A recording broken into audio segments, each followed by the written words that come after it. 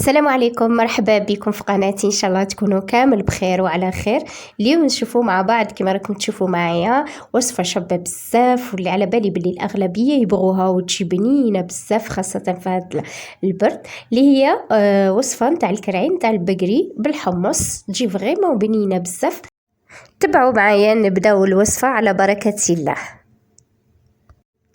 ندي هنايا عندي كيلو نتاع كرعين نتاع البقري اللي مشوطين، هادو برك نتاع الماركت، على بالي في البلاد يكونوا مشوطين احسن من هاك. ندي هنايا لا كوكوط نتاعي ونحط فيها على هاد الشكل، يعني العظم نديره في القاع، ما نديرش الاطراف تاع اللحم اللي في القاع. هكا نستفهم. انا هذا الطاجين شويه صغير، معليش نديروها هنايا من الفوق. نزيد هنايا حبه كبيره نتاع بصل اللي قطعتها على هاد الشكل، ماهوش مهم الشكل على خاطر من بعد غادي تذوب هاد البصل. نزيد ربع نتاع كاس ويل دوليف زيت زيتون، اللي بغي يدير الزيت العاديه تنجموا ديروا الزيت العاديه.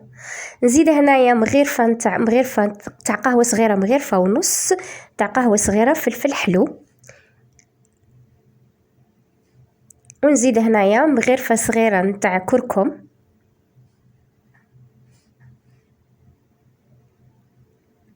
نزيد نص مغرفه نتاع قزبر مطحون. نزيد مغرفه صغيره نتاع سكنجبير بودره، ونص مغرفه صغيره نتاع كمون. نزيد هنايا مغرفه صغيره تاني نتاع فلفل كحل. يبقاو لي زيبيس على حسب لو غو، على حسب الاختيار تاني. نزيد هنايا مغرفه ونص نتاع ملح.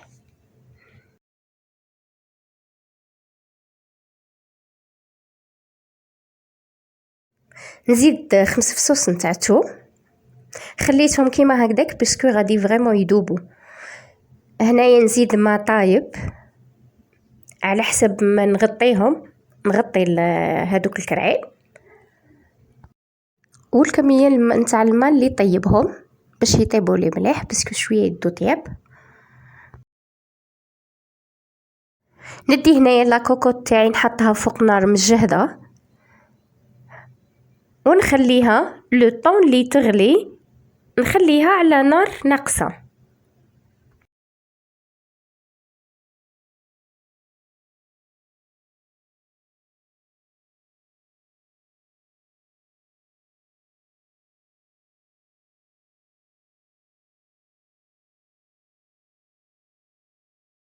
ولا درتوها في طاجين عادي تنجموا ديروها في طاجين عادي بلا لا كوكوط، مي تنقصوا عليها نار ناقصه لمده 2 سوايع. هنايا نقصت نار ناقصه بزاف، ونخليها طيب على راحتها.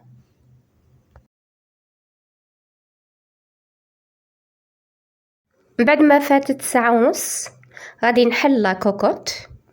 هلا كيما راكم تشوفوا، هادو هما هنايا راهم يبانوا باللي قريب تسلخوا شويه، طابو.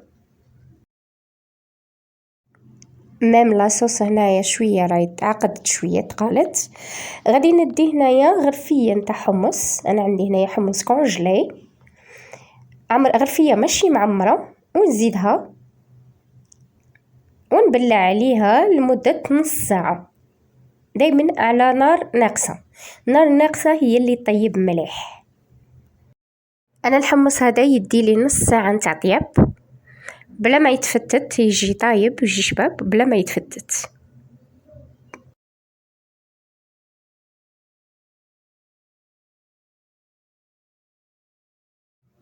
فوالا هنايا من بعد نص ساعه نحل لا كوكوط.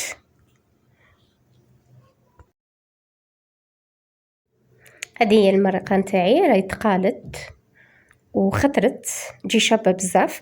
نزيد لها هنايا قد 3 مغرفات نتاع زبيب، يبقى اختياري، بصح فريمون يجي شباب بزاف ويعطي واحد لو غو شباب بزاف مع الحمص. لو سالي مع لو سكري فريمون يعطي ان تري بون ريزولطا. هنايا غادي نخليه لمده 10 دقائق برك، ما غاديش نبلع لا كوكوط، غادي نخليه برك هكا المغطى من الفوق. هذا هو من بعد 10 دقائق. هذه هي المرقه نتاعنا وجدت فريمون، تجي خاطره بزاف وتجي شابه وتجي مجمره. نشوفوا هنايا في طبق التقديم. ان شاء الله تعجبكم الوصفه وتجربوها. ما تنساونيش اخواتي بالدعم والاشتراك واللايك باش يوصلكم كل جديد في القناه. ما تنساوش اللايك باش يطلع وتعم الفائده على الجميع.